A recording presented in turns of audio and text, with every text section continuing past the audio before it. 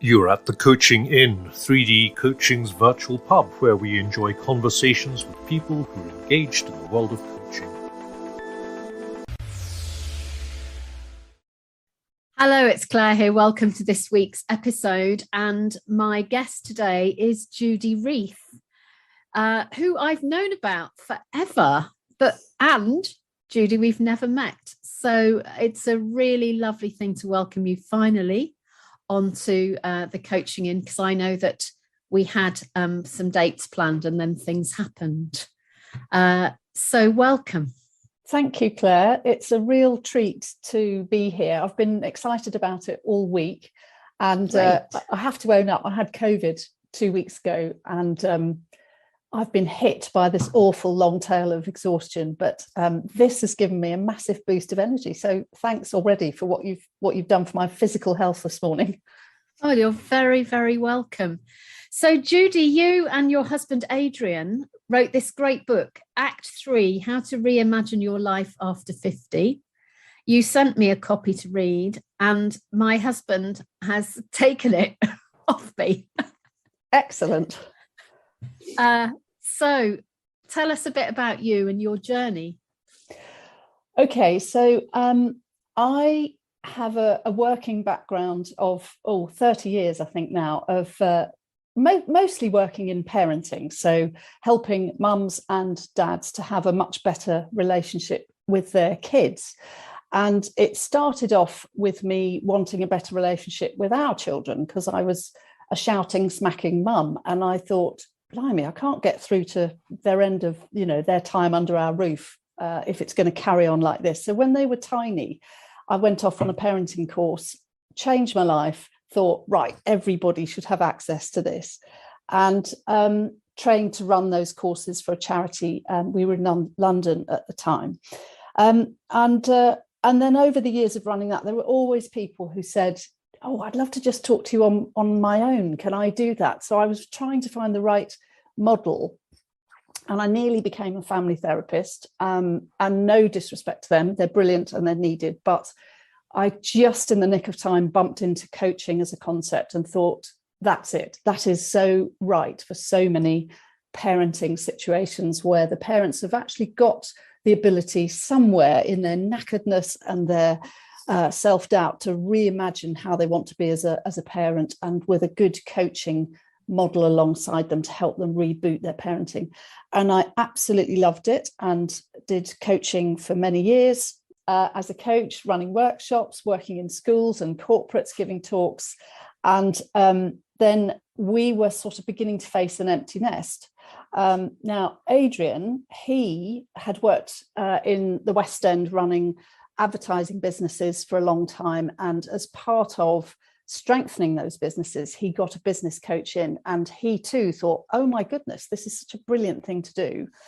And at the same time, he was becoming increasingly disillusioned, Claire, that running an advertising company was not a real fit with who he was as a person, as a human being. And he just got totally disillusioned with trying to persuade people to buy stuff they didn't need. And it was a values clash for him. So I could see how miserable he was. He was the major breadwinner, and we had 3 kids and a home and things we like to do. And I guess like a lot of men, he just was struggling with, I can't leave the company because how do we earn a living? But what became more important was his happiness and his well-being. And I said, we will find a way, but you need to get out of there. So he retrained as a coach. And again, we never looked back really. And part of what we did in our own Act 3 was to downsize so that we took the pressure off about earning the kind of money you needed to earn to run a big family house. We just thought, right, we're going to live differently so that we feel more satisfied about how we go about our daily lives as coaches without that huge pressure to pull in a big salary. Wow. So some choices. Yeah, definitely. And that's one of the sort of gems of coaching, isn't it? Is helping people to see there are choices when they can't, or they don't believe they're allowed to look at choice. So I think it's one of the things that has always excited both of us about what coaching can do for people is to help them believe that they can have choice, and to get past all those limiting beliefs that tell them they're not allowed, they can't, all of that. Yeah. Wow. So where did the Act 3 book come from? Well, so going back to 2015, we were sort of chugging along as coaches, and some friends in Ireland got back in touch with us, and we were all in our mid-50s at this point. These people noticed that all of their own community of friends, they'd been friends since school days, were all in trouble. So there were marriages on the rocks, there were adult children who were driving everybody mad, there were addiction problems, there was lack of purpose, and one of their friends even had early onset Alzheimer's, which was pretty frightening, I have to admit. And they rang us up and they said, look, you two, you're coaches, we feel like we could live another 30 years. We're in our 50s. And can you come and run a weekend for us to help us make the next 30 years run better, please?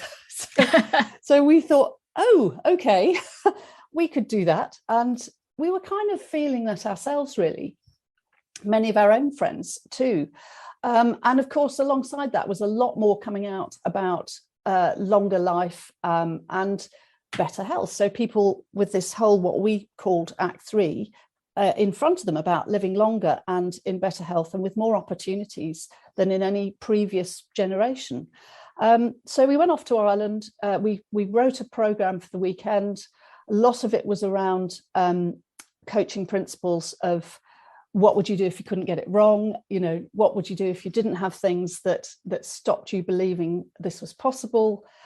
Use this weekend as a chance to really dream big and stop all that chatter in your head just for the weekend. And it was absolutely amazing. And we realized that we'd stumbled on something, I guess. Wow. And so there were some fundamental changes made. There were some relationship repairs that went on. And it was an utter privilege to witness that, I have to say. So Adrian, being a bit of a business-minded person, he said, right, let's just write to the Guardian and offer a masterclass in this. So we did. And they said, come in and have a chat. And that's what happened. It was an emerging area. So we ran weekends for the Guardian. We ran evening workshops. We did them for people we knew. We did several more weekends. And we just thought, right, there's a book in this, surely. And I had already written parenting books. Adrian, being at heart a copywriter for 30-second commercials, so we just thought, right, let's do this, and that's how the book got started. So we spent 2 years really researching it, developing it, and the biggest thing for us, Claire, was in an age when everything is so fast moving and people, have the attention span of a gnat. How can we make this a readable book? Yeah. And a useful book, and not a great fat academic thing that most people won't want to pick up, or they might flick it a bit. And I have to say, no offence to any listeners, that we were thinking of the Daily Mail as we were going along to make this a light touch book, but absolutely rooted in profound issues of aging things that happen, of loss of identity, loss of sense of purpose. Obviously mental health things kick in, the pandemic on top of that now, and we could see that there's so much potential in these Act 3 years as well. So that was where we wanted to get to, was to acknowledge the difficulties and the sense of anchors being pulled up, but at the same time to give people lots of inspirational stories about what's possible at this stage in your life.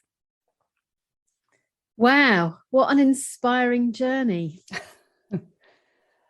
And, as somebody who's in that stage myself and with friends in that stage, it's a really important thing, isn't it?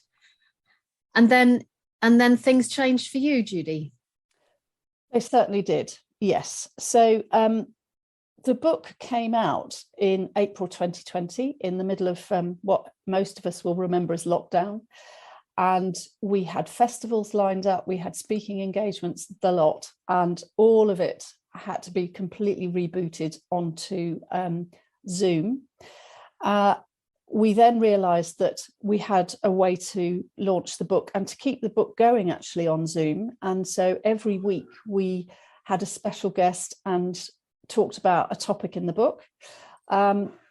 And that gave the book legs actually, and we sold a good number that way. And on the website, plug, you can still see those videos and us talking about it.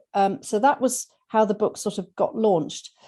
And we were looking forward to 2021, to a whole lot of things that we could then go out and do, and obviously coaching.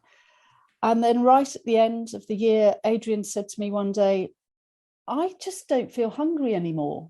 And I noticed even on Christmas Day, he wasn't eating properly. I asked him to go and see the GP. He'd been a celiac, so gluten-free, if you don't know what that is, for 20 years. And our wonderful GP said, well, you know, Adrian, your tummy's never been your strongest point, so why don't we send a camera down? And early January 21, that's what they did, and discovered a 9-centimetre tumour in his esophagus. And at that point, our lives changed forever. He lived for 10 and a half months and he died in November of last year. So our own Act 3 has had this unimaginable tragedy hit it. I am a widow as I speak to you today, and this is now a future I certainly did not choose. And obviously Adrian has now gone. So I am a walking, talking, breathing example of one of the loudest messages of that book, Claire, is why wait? You know, none of us know what is coming. Adrian was fit and strong and healthy, 66. He had a good attitude to life. And this came out of the blue. And the oncologist at Addenbrooke's Hospital was weeping when he told us, I'm really sorry, Adrian, the cancer has come back. That is how much they thought they could save him. Yeah.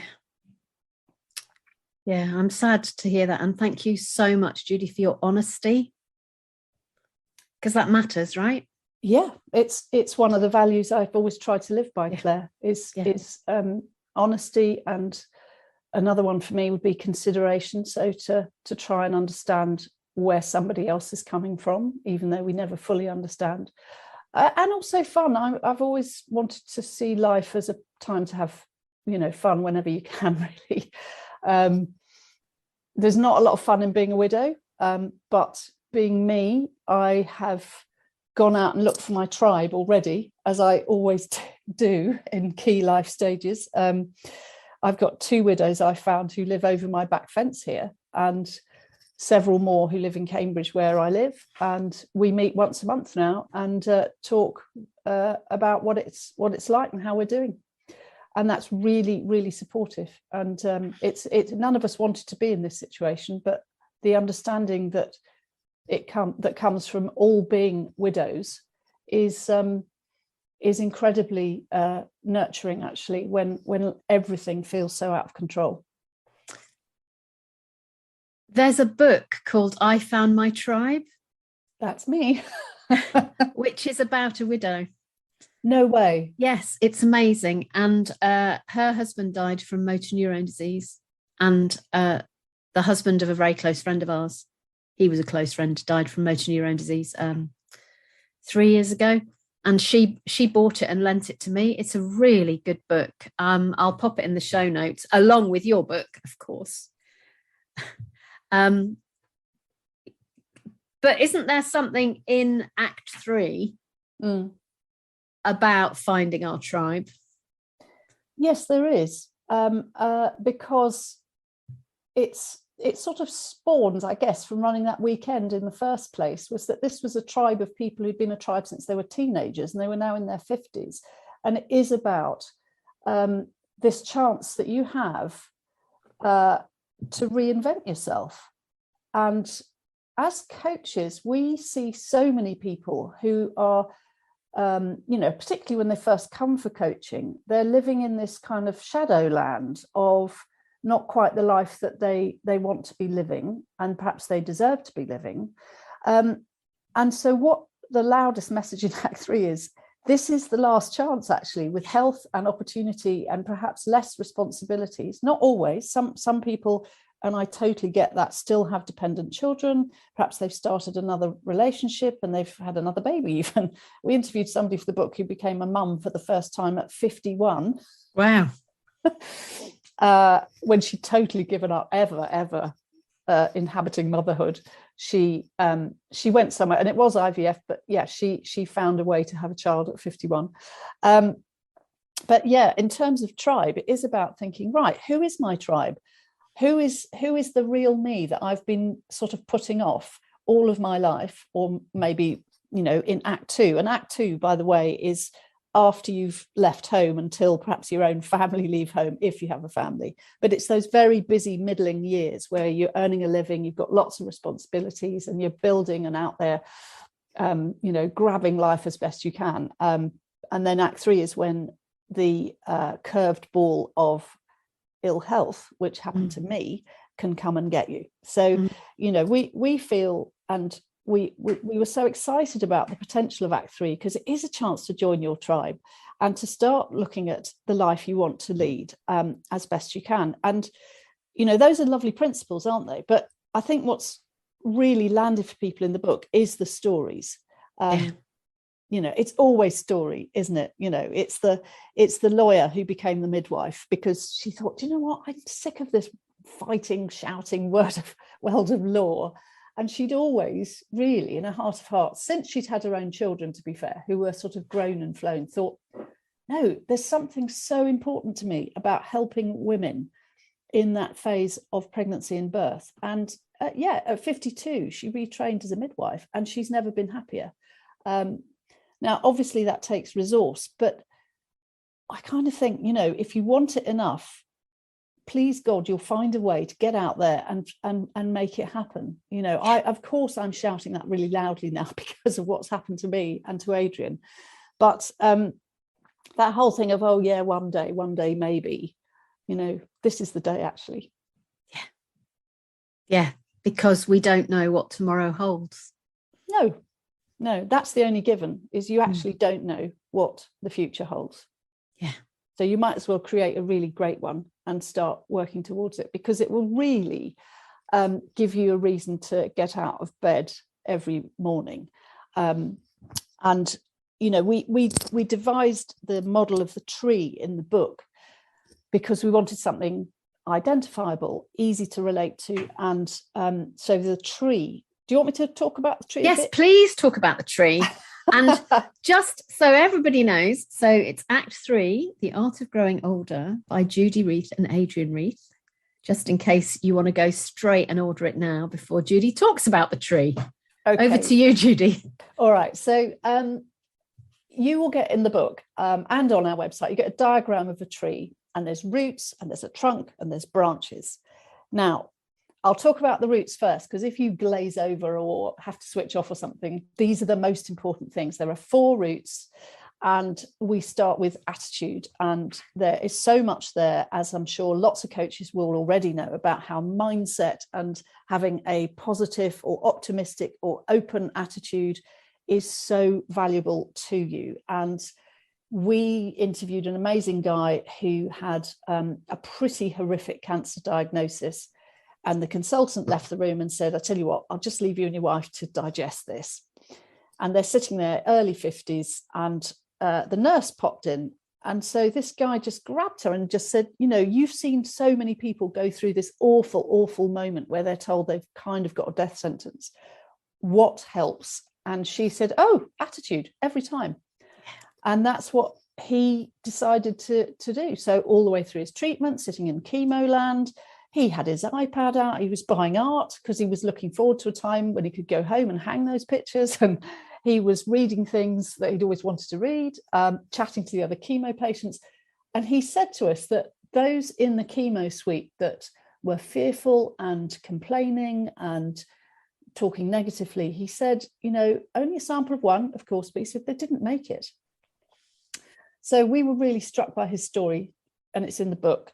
So attitude's your first route. And if you've got a more positive, open attitude, we're not talking completely unreachable attitude of my life will always be fine. We know that's not going to really serve you, but just that sense of, well, maybe, what would it look like if I did feel that this is a great time for me to be alive? That will help with your purpose. So one of the biggest issues about retirement, and this is sort of the phase of life that we're talking about, is people feel a loss of purpose, which perhaps their working life always gave them, or raising their family always gave them. And when those things wind down or go away, you can go into that pit of, why do I get up every morning? And what have I got to do? And we went and gave a talk in a law firm, and a lady came up to us in the tea break. Well, it was a wine break, actually. And she said, see that guy over there? That's my husband. He finishes here on Friday, and I'm absolutely terrified. No plan, no facing the truth that he was going to be leaving work. And he'd been with that firm over 30 years. He had nothing in the diary. So having a reason to get out of bed, and it doesn't have to be paid work. Lots and lots of people who are having a really good Act 3 have gone down the route of volunteering or giving something back. So they're mentoring, because what we have got in Act 3 that money can't buy is experience. Yeah, which is fantastic. So you've got it. You might not think it's worth anything. It really is, whether it's getting alongside a teenager and just listening to them, going into schools, reading, volunteering in a charity shop, all of those things, going back to your old firm and offering to get alongside some of the younger people there. You have got so much that nobody else has got, because you've been around for a long time, and that can help you get out of bed. We interviewed someone who decided their retirement was really boring, and a charity opportunity came their way to walk from London to Jerusalem. They weren't walking people at all, but they did. That's what they did. And they met incredible people who were walking too, or joined it. So purpose, why are you here? Why are you getting up tomorrow? Massively important. And out of that comes values. Now, lots of coaches are obviously brilliant at values and how massively significant they are. But what we found in Act 3 is this is the time to live by your values and not borrowed ones, or ones you grew up with, or ones that perhaps your faith, if you have one, says you should. So we're always listening out for the shoulding. Where's that shoulding message running? So this is a chance to live as that lawyer did, by what mattered most to her was to help women in pregnancy, and that's why she retrained as a midwife. So now's your chance, and we list millions of values in the book if you're not sure where to start with that. But there's lots of exercises in the book that you can do to help you figure this stuff out. Lastly, the last route is key relationships. Doesn't have to be a spouse or a life partner. It could be your children, your parents, or even a couple of really good friends or siblings, but people who, if their life is running well or is a challenge, that will deeply affect you, and that will affect how your tree is held up. Yeah. How are we doing? We've done the roots, Claire. Is that? Yeah, that reminds me of that thing that you're only as happy as your least happy child. Well, yes. I mean, as someone who's worked as a parenting coach for a long time, I always slightly question that, because I totally get it. Of course I do. But also that is also placing a lot of pressure on your children to be responsible for your happiness. Yes. Yeah. So you're responsible for your happiness. Yeah, and actually it will really serve your kids well if they can see you. And as a widow, I'm quite real and honest with my children about how I'm coping and how I'm not coping, because I don't want them to have a false sense that, oh, mum's fine, she's doing fine. So I try and tell them how awful I feel sometimes, but also with what I'm then going to try and do about it. So I don't leave them devastated. So key relationships are part of those 4 roots of attitude, purpose, values, and then key relationships. Yeah, yes. So interesting. And the fact that this changes in this season. I'm very struck by what you said about the wife of the lawyer. My husband's retired through redundancy on the 16th of March, 2020. And then we were in lockdown a week later. So I think that how it has been for lots of people in this season has been very particular, and there's been a sort of time delay on the capacity to expand, to do a lot of expansion into connecting in a way that wasn't true before. But, you know, things are beginning to open up now, aren't they? So absolutely. And I think we've had two lots of tricky stuff. So we've had, in my case, I've been widowed, but also the effects of the pandemic have affected absolutely everybody. So if you take the effect of the pandemic on homes, families, relationships, and then you layer on top of that something like redundancy or something like lack of purpose, you are in a real nasty negative soup quite quickly. And I wouldn't want to dilute the strength and the depth of that and what it does to people. I've seen it, obviously, and experienced it. That said, there are chinks of hope and light coming in now. Of course, partly because of things like vaccines, things like the world opening up again. But and also, Claire, there are people for whom the pandemic was almost a silver lining in a very dark cloud, that it enabled them to reevaluate and to reboot their lives, and to spend more time with their families that perhaps busy jobs and commuting had stripped out. So that it's been a really fascinating time. I think we're still a bit too close to it to really understand what this has done to our society. But certainly it's not all bad. But obviously I have a lot of empathy for those for whom this has been an incredibly tough time, and still is. And as I sit here today, utility prices are doubling, and food prices, and the Ukraine is the most depressing situation you can imagine. I mean, there's so much to just really affect how miserable we can feel. We have to say it. We have to acknowledge that, don't we? Yeah. And for me, there's something about how much do we really focus on that, and how much do we also say, so where am I and what can I control? Yeah. And that has to come from a place of feeling you can actually even ask yourself that question. Yeah. So, I think one of the things that's so important for coaches is to recognize when somebody is sitting in front of them who needs a different form of help. And what I'm talking about there is therapy. I think, I'll put it out there, sometimes coaches might be a bit dismissive of the world of therapy. I think they are very needed. And I have many times coached somebody who's also in therapy. So the therapist is working with deeply entrenched wounds, and I'm working on the little bit that can be resourceful. Yes. So it's possible. And I think that makes a great combination, actually. Yeah. I love working with people who are also in therapy, because I think it allows us to be to easily go, is that for here or is that for there? And that feels very releasing and very healthy and whole.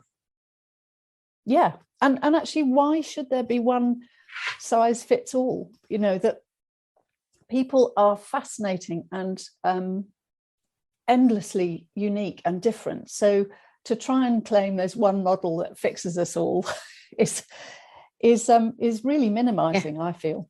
Yeah, and we have complex humans, aren't we? Oh, completely. Yeah. And what might have been right for you 10 years ago may be so not right for you now.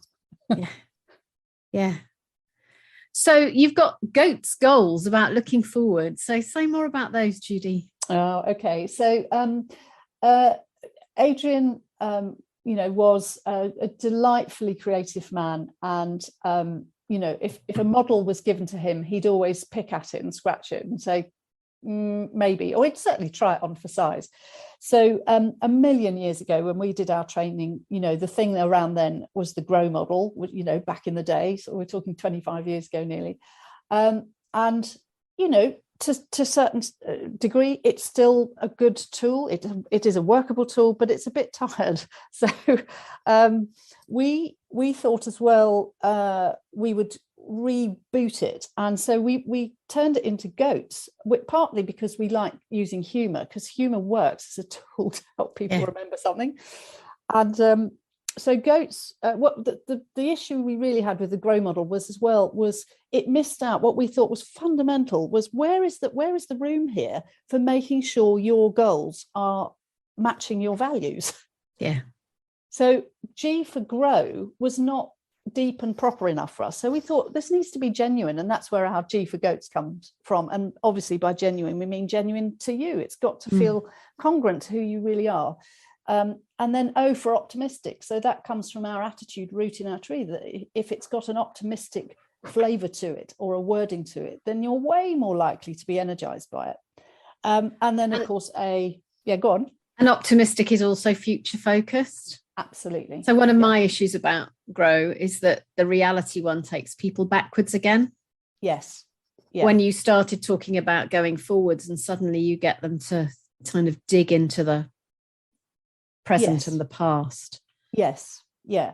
So I think we're slightly there with our A for achievable, because at some point, if they literally are saying something that is about flying to the moon, let's go really out there, then that gentle sort of, how might this actually come about for you, without sort of raining on their parade is really important. But at some point, if especially if they're the kind of person who's very, very at ease in that kind of slightly delusional world, you may have to, as a useful coach, say, let before you run home today, what out of all of this is going to happen before we next meet, or something like that. So you're pinning them down a little bit. So achievable. And then part of that is the T for timed. Is this just staying up here in the cloud somewhere?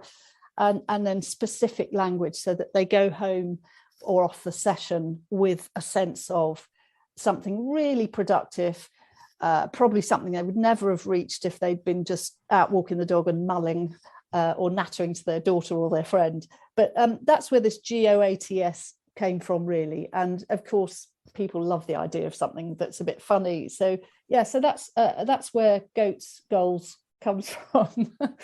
And Adrian found this amazing photograph in Africa about goats that sit up in trees to keep away from lions. So, so in the book, there's goats sitting in trees. I went to this is complete tangent, but I went to do a wine tasting when I was working in South Africa. And there's a vineyard that do a wine called Goats do Roam. And the goats live in a sort of circular, they've put like a tree house. Yeah. And the goats live in the tree house and then come down at the vineyard. Sorry, that was a total aside. Sounds like you had a lovely time, Claire. I did after some good solid work, and then a nice wine tasting. Delicious. Yeah. So what's your dream for the book now, as we come out of the pandemic, or move towards the end of the pandemic, hopefully, maybe, possibly? My dream for the book is that it is useful to people, and they then tell their friends, hey, have you read Act 3? Got to read it. Yeah. That's my dream, that it changes lives. I obviously, that would be nice if it sells copies, but my bigger dream is that it's shared and used. We had a Post-it note on both our laptops while we were writing it, just that said useful and loved. Useful and loved. That's what we wanted out of this. I think we had shared in there as well, but then we thought actually loved would probably include sharing. So yeah. Well, and a warmth to it, that and that's why we put stories in there from real people. We interviewed a couple of famous people, like lovely Dame Eileen Atkins. She gave us a quote for the end of it. But mostly it was going to be useful and loved. Yes, and what a great book. My friend John, who died when he was 58 from motor neurone disease, so he went from being active to not being to being in a wheelchair, and really he deteriorated into a place where he was not able to move. But he would say, you've got to make the most of every minute.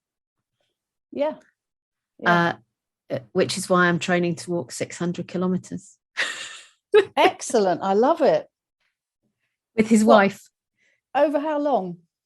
About 30 days in September. We're doing 600 kilometres for our 60th birthdays. That's fantastic.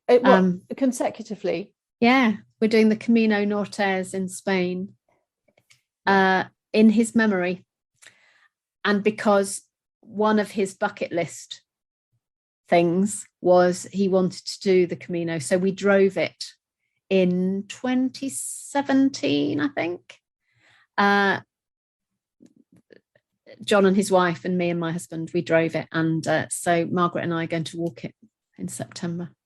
That's incredible. That's really great, Claire. And, you know, I think I don't know how many days you've got left on this earth, but doing that, I'm pretty sure you'll never regret it. And, you know, one of the things we did, it's quite well known now, but the whole regrets of the dying thing, you know, there was a book originally it was the Australian hospice nurse, wasn't it, Bronnie Ware, who wrote The 5 Regrets of the Dying. And that was one of the sort of pegs at the earlier stages of the book about what you get to on your deathbed that you regret, that you never did.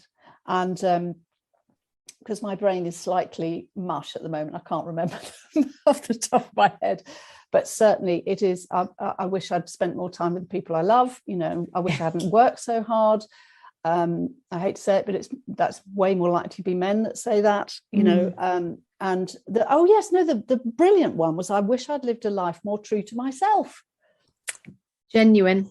Yeah, there's a genuine, you know, and not following around all that shoulding and actually there's a real disconnect between the theory of that and actually making it real. And, you know, all of those beautiful coaching questions that we can give to people, you know, what would you do if you knew you only had a year to go, so that they can step into a future and really imagine it vividly and dig into the details of it, can really serve people in a way that they may not get there on their own, you know. But you get a great encourager. And one of the things I see in so many coaches, I'm sure you do too, is that spirit of encouragement that we can give our clients when perhaps they might not have anyone else in their life that is genuinely championing them.